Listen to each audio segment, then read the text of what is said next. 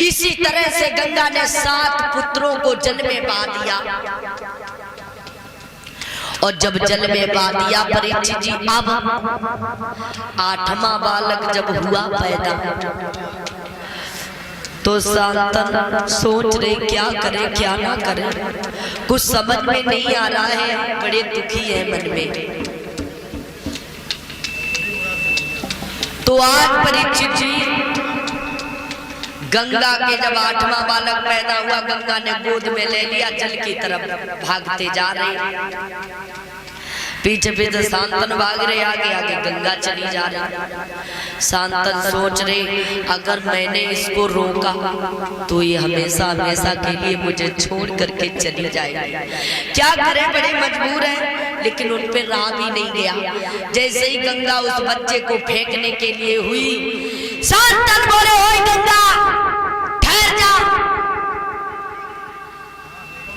अरे माँ तो वो होती है जो माँ को अपने बच्चे की ममता दिया करके, तू माँ नहीं, तू एक डाइन है, डाइन। गंगा बोली बस आगे कुछ मत कह देना। और ये आनंद यादव भैया भाई ईटीसी के प्रत्याशी हैं, 101 मुद्राएं भागवत में अर्पित कर रहे हैं।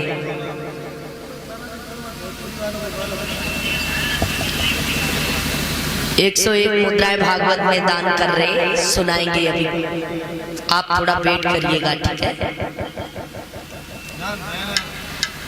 इधर बताया गया है तो गंगा बोली बस महाराज आगे आप कुछ भी मत कहना। क्यों? हमने आपसे कहा था जिस दिन आपने मुझे टोका उसी दिन मैं तुम्हारा ये घर परिवार छोड़ करके चली जाऊंगी। वो इतनी बात कह के अंतर ध्यान हो गई। आज शांतन ने उसी जंगल में 36 बरस बीत गए शांतन को उसी में गुजरते हुए। 36 बरस के बाद शांतन ने देखा गंगा के किनारे एक बालक खड़ा है, वो अपने अस्त्रों के द्वारा गंगा की धार को रोक देता है। शांतन आगे बढ़ते चले गए। देवी गंगा आई, बोली महाराज ये आप ही का बेटा है, आप इसे ले जा सकते हो। आज शांतन उसको लेकर के चले आए, जिसका नाम रखा गया देवव्रत। देवव्रत हथनापुर के राजा बनाए गए, जिन्होंने अपने शील सोहता के कारण सारे देश को प्रसन्न कर दिया। उसके 4 वर्ष के बाद इधर एक देश हुआ जिसका नाम रखा गया चेरी। चेरी देश के एक राजा हुए जिनका नाम था उपचर्य। वही उपचर्य जिन्होंने एक बार देवराज इंद्र की प्रार्थना की थी तो इंद्र ने इन्हें स्पष्ट घड़ी का बना हुआ एक ईमान दिया था। उसी पे बैठ करके इधर उधर विचरते थे, जिनकी रानी का नाम था हिरिका भरिका, जिसको ऋतु काल का ज्ञान था, जो देखने में बहुत सुंदर थी। इसके 5 बेटा ने जन्म लिया, इसने अलग अलग देशों में भेज दिया। एक दिन नहा धो करके गिरका आई और महाराज उपचर्य से बोली प्रभु तुम हमारे साथ में विहार करिए। उपचर्य बोले ठीक है। अब बेचारे उपचर्य को इंद्रों की आज्ञा के द्वारा जंगल में जाना पड़ा। जब जंगल में चले गए परीक्षित जी, लेकिन उनका दिमाग जो था मन वो तो अपनी रानी में लगा रहा, भरका में। उनके वीर सुकलित हो गया तो उन्होंने क्या किया, एक वट वृक्ष का पत्ता लिया, उस पे वीर को रख लिया, दोना बना लिया। सोचने लगे ये वीर खराब नहीं होगा, क्यों? हमारी रानी को ऋतु काल का ज्ञान है। तो आज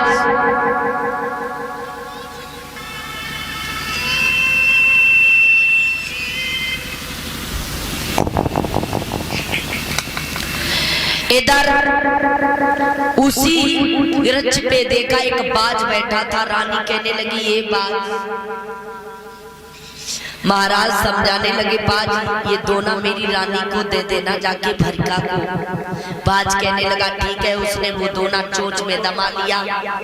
वो वहां से चला, यमुना जी के पास में पहुंचा तो उसी यमुना नदी के पास में जब वो बाज पहुंचा, दूसरे बाजों ने देखा, सोचने लगे लगता है ये मांस का दोना ये हुए चला जा रहा है। तो दूसरे बाजों ने हमला बोल दिया। जब हमला बोल दिया तो वो जो वीर का दोना था वो उसी नदी में गिर गया। तो उसमें परीक्षित जी का अद्रिका नाम की अप्सरा स्नान कर रही थी, जो मछली की तरह तैर रही थी। उसने तैरते तैरते तैरते तैरते एक संत का पैर पकड़ लिया। उनके ध्यान में ईगल फैल गई। उन्होंने श्राप दे दिया, जा अद्रिका तुझे इतना ही तैरने का शौक है, मछली हो जा। अब वो रोने लगी, बोली प्रभु मुझे माफ कर दो। बोले मछली तू जरूर होगी। तो अद्रिका बोली प्रभु मेरा कल्याण कब होगा? बोले कल्याण जब तेरे उधर से दो मानवी बच्चे अवतार लेंगे तब तेरा कल्याण होगा। अब परीक्षित जी वो तो मछली बन गई, उसी नदी में घूमने लगी, इधर उधर तैरने लगी। उसने देखा वही वीर का दोना चला आ रहा है, वो तो चोंच में दबा जो दोना चला आ रहा उसने मुंह में दबा लिया, उस दोने को खा लिया। वो तो गर्भवती हो गई। धीरे धीरे 9 मास पूरे हुए, 10वां महीना चल रहा था। और जब 10वां महीना चल रहा था, उसी घाट पर एक एसाद नामक का गल्ला रहता था। गल्ला रहता था। जब उसने मछली को पकड़ा, गेट चीरा, तो उसमें से 2 बच्चे निकले परीक्षित जी, लड़का एक लड़की। उसको छपरा में रख करके उपचर्य को सौंप दिए। उपचर्य ने लड़के को ले लिया, लड़की को वापस कर दिया। आगे चल के जो चेरी देश का राजा हुआ, जिसका नाम रखा गया तस, लड़की जो थी एसाद राज के यहाँ जो थी नाव को चलाती थी और काम काज करती थी। इधर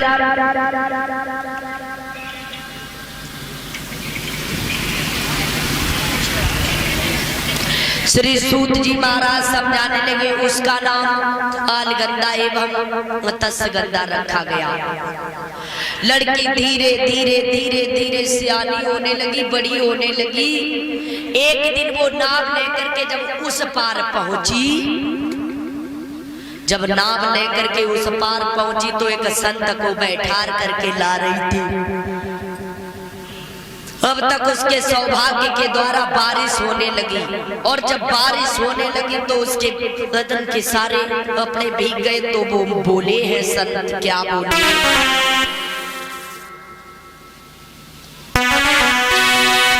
कि नदियों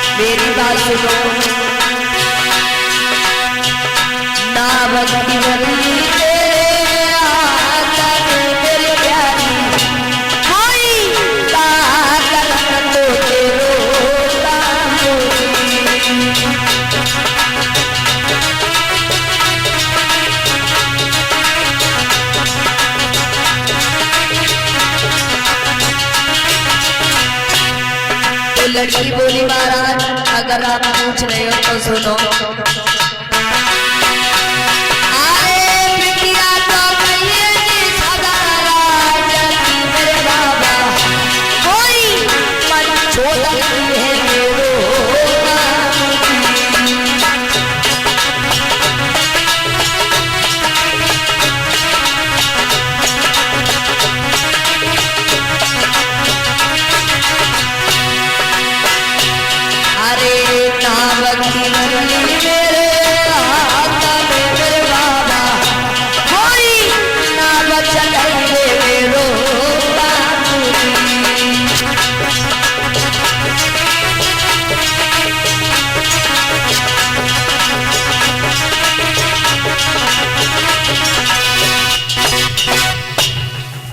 समझाने लगी है। जब उन महात्मा ने पूछा, परीक्षित जी महात्मा कौन थे? पारा ऋषि थे। आइए इनका जन्म कैसे हुआ है? एक बार ऐसा हुआ जब भगवान भोले बाबा दूल्हा बने और हिमाचल के यहाँ पहुंचे, हिमाचल नगरिया में, तो जो रानी रहना है वो समझाए रही है गिरजा को, गिरजा तुम जवान हो, भोले बाबा बूढ़े हैं, ऐसी शादी से इनकार करते हुए 2-3 दिन में मर जाए, फिर तेरी जिंदगी को का हुए? गिरजा बोली, माँ वो हमारे पति है, उनके बारे में ऐसा क्यों बोल रही हो तुम? अब मंडप के नीचे बुलाए गए, भोले बाबा बेचारे दूल्हा बने बैठे हैं और बूढ़े हैं। परीक्षित जी तो हकार आ रही उनके मुंह में, हकार भरे खर कर रहे। पार्वती मैया बोली, काय भोले बाबा? मैं बड़ी गुस्सा लग रही, तो बोले काय? बोले जब मुंह में जो हकार भरे और जाता थूक दे। अब परीक्षित जी भोले बाबा को बड़ी गुस्सा आएगी। भोले बाबा ने कहा करो, हकार भरी रहा है जो मुंह में बाबू ने सामने थूक दे। पार्वती बोली, अरे भगवान तुम बड़े घिना हो, तुम्हें बिल्कुल घिन नहीं लग रहा? तुमने सामने थूक दी हकार। तो भोले बाबा ने आरू लो परीक्षित जी बैठा भी दो ऐसे, ध्यान से सुनना। आरा लिया, उसको ढक दिया। अब शादी हुई गई, भामरे आमरे सब बाती आती मिल गई, अलेवा खबी गो। भोले बाबा चले, कहना खान लगी, लल्ला अब तो तुम जाए रे कैलाश पर्वत पे, जो झाँप दो आरे के नीचे जाए खोल दो। तो भोले बाबा ने परीक्षित जी एक लात ऐसे भाई एकदम सीधो कर दो, वो मुंह सीधो करो, ये तुम्हारो ब्याह हो, हारो सीधो करवाओ, जाते एक लात से करवाओ, सब पे करवाओ, पत्तो है वो पार। बाकी बालक की औरतें कहती, देखे तुमने कितो अम्मा दूध पियो। तब लड़का बेचारो सोचत बेइज्जती ना हुई, या जूता पहले इस ओट लगा ले खूब कस के, अब एक बार ऐसे कर दे मार दूर गिर जा। अब भाई भोले बाबा ने लात लगाए के भाई उल्टो करो पारे को, तो बाके नीचे से एक लड़का निकला, लड़का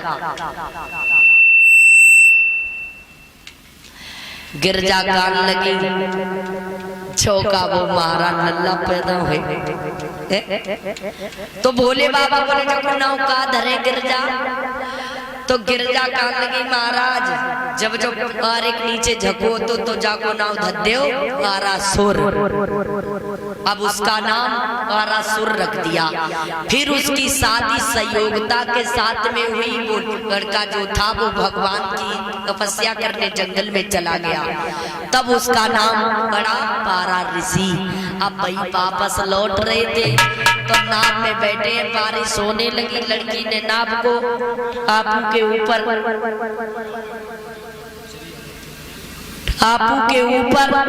नाव को रोक दिया, कपड़े भीग गए। ऋषि बोले, ओए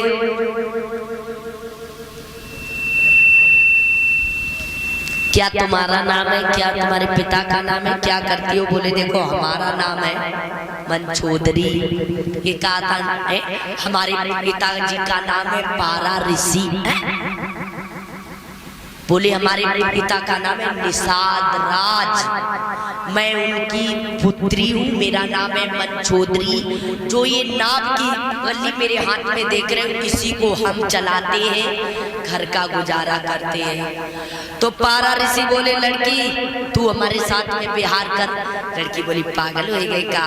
कहाँ तुम्हारी उम्र 60,000 बरस की, कहाँ हमारी उम्र 18 साल की, और हमसे तुम कह रहे हो बिहार करो, तुम्हें शर्म नहीं लग रही? पारा ऋषि कान लगे, अगर तूने ऐसा नहीं किया तो हम तुम्हें श्राप दे देंगे। ऐसा परीक्षित जी वेदों में शास्त्रों में लिखा है। पहले के जो महात्मा बोलते थे वो लड़की को करना पड़ता था। लड़कियों ने सोची चलो एक ना एक दिन हमें कोई ना कोई गति जरूर बनाना पड़ेगा। तो बताया गया है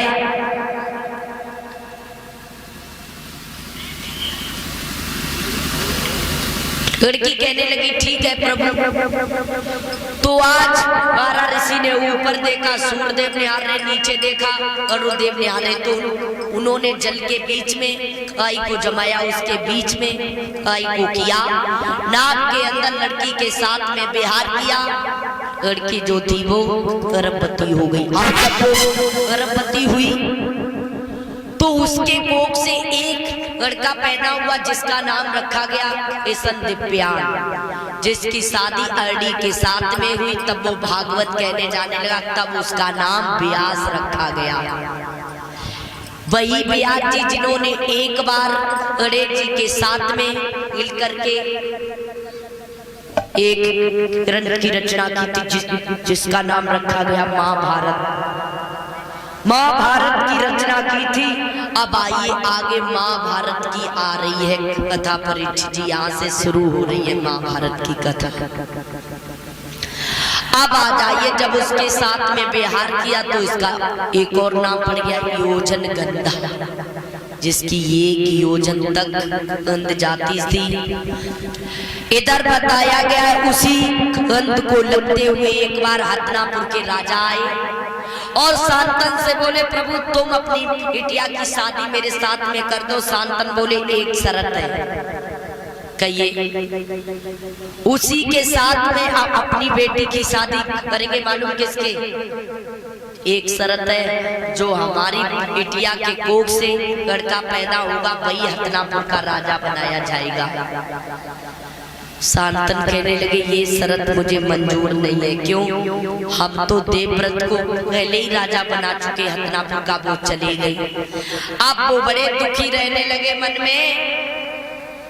तो ये बात जब महाराज देवव्रत को मालूम पड़ी, देवव्रत आए, बोले निषाद राज,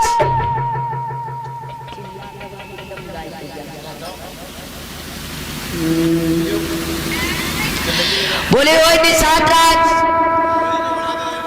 तुम अपनी बिटिया की शादी हमारे साथ में कर दो। हैं? यानी कि अपनी बिटिया की शादी हमारे पिताजी के साथ में कर दो। बोले तुम्हारे पिताजी के साथ में? बोले मेरी एक शर्त है, तब शादी करेंगे जो हमारी बिटिया के कोख से बेटा पैदा होगा वही हथनापुर का राजा बनाया जाएगा।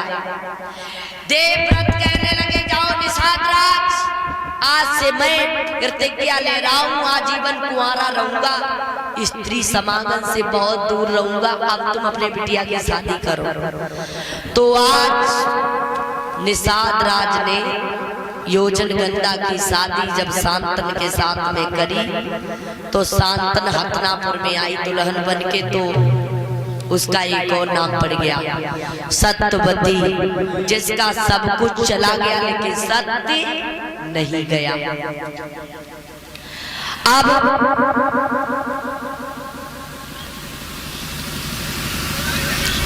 इधर श्री सूत जी महाराज समझाने लगे, सत्यवती के दो बेटा पैदा हुए, चित्रवीर महाराज, चित्रगंध को एक धीमर ने मार दिया। चित्रवीर हथनापुर के राजा बनाए गए, जिसकी परीक्षित जी इन शादी हुई थी, अम्बा, अम्बिका, अम्बालिका। जब तीनों दुल्हन बन के आई आंगन में, लेकिन इन्होंने किसी को भी जन्म नहीं दे पाया। ये भी भगवान को यारे हो गए। अब सत्यवती को बड़ी चिंता हुई, अपने राज्य की सोचने लगी, अरे भगवान हमारे राज्य की एक भारी कौन करेगा, क्या होगा मेरे राज्य का। तो परीक्षित जी सत्यवती ने अपने पहले वाले बेटा व्यास को बुलाया और कहा, जाओ तुम स्त्रियों के साथ में विहार करो। तो व्यास ने सबसे पहले परीक्षित जी इसको बुलाया, अम्बा को। अम्बा आई, अम्बा ने देखो व्यास जी को, बात पूरी पीली पड़ी गई, पीली। व्यास बोले, अम्बा तू मुझे देख करके पीली पड़ गई, जा, तेरे भी एक बेटा पैदा होगा, मालूम ऐसा बेटा होगा। बोले कैसे हुए? बोले बेटा तो होगा लेकिन ईलो पैदा हुए, बिल्कुल लो जिसको नाम पंड रखा जाएगा। बोले पंड, हाँ। अब बाद में अंबिका पहुंची। जब अंबिका को नंबर आओ वो पहुंच गई, भैया लाइन में लग गई। तो अंबिका ने व्यास जी को देखा तो उसने नेत्रों को एकदम मीच लिया, बंद कर लिया। व्यास बोले अंबिका तूने हमें देख करके नेत्रों को बंद कर लिया, जा तेरे अंधा लड़का पैदा होगा, अंधा, जिसका नाम दशराष्ट्र रखा गया परीक्षित जी। अब अंबालिका को नंबर आओ। अंबालिका जो राय बातों बड़ी मोहित राय भीष्म पितामह पे, तो उसने अपनी दासी को भेज दिया, कहा जाओ दासी देख आओ हमको क्यों बुलाया गया। तो दासी बिचारी चली। दासी सोच रही मन में, अरे भगवान ये क्या हुआ, रानी को बुलाया गया, रानी ने मोह भेज दो। दासी पूरी रास्ता भर बुदबुदाती नहीं गई। व्यास बोले दासी हमारे पास तू बुदबुदाती हुई आई है, जा तेरे भी एक लड़का पैदा होगा। बोले कैसे हुए, बोलो बुदबुदात वो पैदा हुए जिसका नाम विदुर रखा गया, विदुर, जो दासी का लड़का था विदुर। अब पंड की शादी कुंती के साथ में हुई, दशराष्ट्र की शादी गांधारी के साथ में। धीरे धीरे समय बीता, कुंती के युधिष्ठिर ने जन्म लिया। दूसरा बेटा अर्जुन भी हो गया, लेकिन गांधारी के 2 साल को गर्भ रहा। गांधारी ने गिराए दो, बोली हम नहीं जाए देखने, हम देखना नहीं चाहते, इसे फेंक आओ। तब तक व्यास जी आए, बोले ओए गांधारी पागल हो गई है क्या।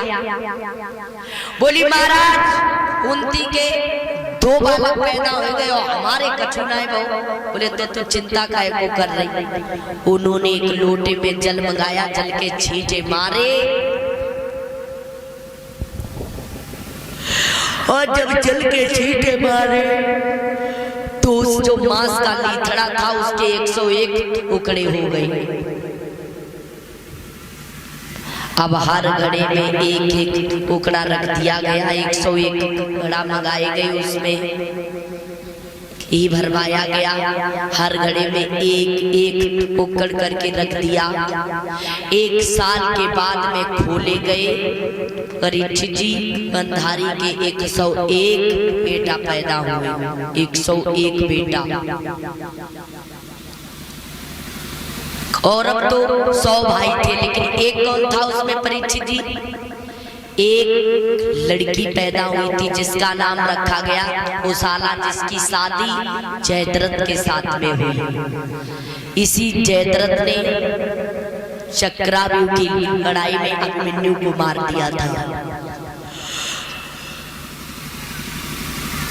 लेकिन अर्जुन ने भी ये शपथ ली थी। अर्जुन ने कहा जा जयद्रथ, सूर्य अस्त होने से पहले अगर मैंने तुझे नहीं मार दिया तो ये अग्नि कुंड में कूद करके मैं अपने प्राणों की आहुति दे देंगे। अब कौरवों ने बहुत बचाने की कोशिश की, लेकिन एक भी बात नहीं मानी, ना बचा पाया उन्होंने। सूर्य अस्त होने से पहले ही भगवान ने जयद्रथ को आगे कर दिया, अर्जुन ने सर को काट लिया। अब ये युद्ध चला रहा है। देखो महाभारत की कथा तो बहुत बड़ी है परीक्षित जी, अगर 7 दिन सुनाई जाए फिर भी पूरी नहीं होगी, शॉर्ट सुना रहे हैं। अब इधर बताया गया, एक बार ऐसा हुआ एक जंगल में आग लग गई। जब जंगल में आग लगी तो एक राक्षस जल रहा था जिसका नाम है नरकासुर दानव। तो अर्जुन ने ये आवाज सुनी बचाओ बचाओ की, तो उन्होंने एक ऐसा बाण छोड़ दिया जो बारिश होने लगी। और जब बारिश होने लगी नरकासुर दानव कहने लगा राक्षस होए वरदान मांग लो, तुमने मेरी जान बचाई, तुमको क्या चाहिए मांगो। अर्जुन बोले मेरे पास सब कुछ है, कुछ नहीं चाहिए मुझे। अगर देना चाहते हो तो कोई ऐसी चीज दो जो आज तक मैंने देखी ना हो। अब परीक्षित जी जब इतनी बात सुनी तो उसने रात ही रात में एक ऐसा महल बना करके तैयार किया, जहाँ जल था वहाँ फल नजर आता था, जहाँ सूखा था वहाँ जल नजर आता था। अब पांडव देखने के लिए चले, रात्रि का समय है। अर्जुन कहने लगे जल्दी चलो। द्रौपदी ने ये बात सुनी, द्रौपदी सोचने लगी, अरे भगवान ये लोग कहाँ जा रहे हैं। द्रौपदी कहने लगी कहाँ जा रहे हो। पांडव बोले चुप रहो। बोले कहाँ जा रहे हो। बोले हम महल देखने जा रहे हैं, तुमको चलना है तो चलो। अब द्रौपदी चली। द्रौपदी कहने लगी जल्दी चलो जल्दी। दुर्योधन ने सुनी, दुर्योधन सोचने लगो पता नहीं कहाँ जा रहे भैया भाभी सब लोग रात में हमें छोड़ के। पीछे पीछे दुर्योधन भी चला और इधर पांचों पांडवों ने द्रौपदी को छत के ऊपर खड़ा कर दिया और कहा देखो कहीं जाना नहीं, हम तब तक घूम के आ रहे। बोले ठीक है। अब द्रौपदी खड़ी है छत के ऊपर, किया रे द्रौपदी रानी छत पे खड़ी, द्रौपदी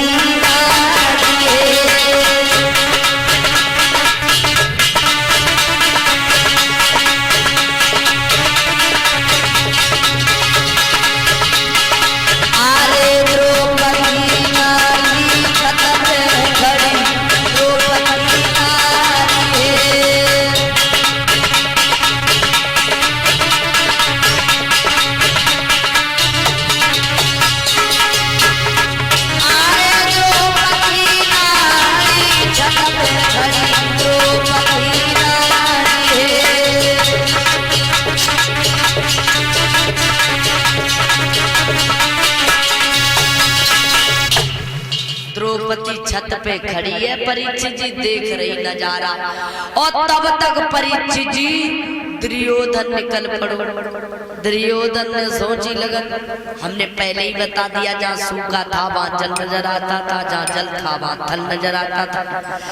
तो दुर्योधन ने जाने लग रहे हो जहाँ पे पानी भरो है पानी, तो ऐसी छलांग मारी परीक्षित जी, दुर्योधन पहाड़ से गिर पड़ो। द्रौपदी ताली पीट के हंसने लगी। द्रौपदी बोली आज समझ गए कि यारे द्रौपदी पीटी हंसी ताली।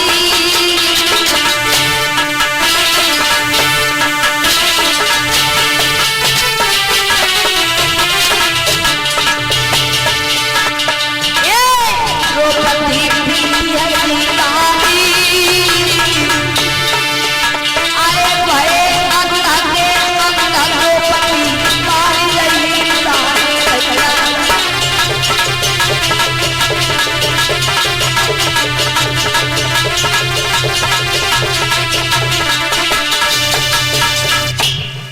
द्रौपदी ताली पीट के हंसी, बोली आज जान गए अंधे के अंधे ही पैदा होते। इतनी बात सुनी दुर्योधन के सारे बदन में जानो आग लग गई हो। दुर्योधन बहुत गुस्सा में है, कहने लगा ओए द्रौपदी,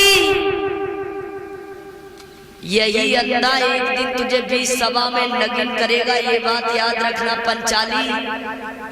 इतना कह करके दुर्योधन शकुनी के पास पहुंच गया। शकुनी बोला क्या बात है भांजी। दुर्योधन बोला बाबा जी उस पंचाली ने मेरी बहुत बेइज्जती की। हमसे कह रही अंधे के अंधे ही होते हैं। बाबा जी इससे अच्छा है कि मेरा मर जाना। इतनी बेइज्जती की। शकुनी का लगे अरे भांजे छोटी छोटी बातों पे नहीं इस कदर नाराज होते हैं ये। तुम काऊ तरीका से पांडवों को छल के द्वारा जुआ में बैठा ले। क्यों? और जुआ में बैठा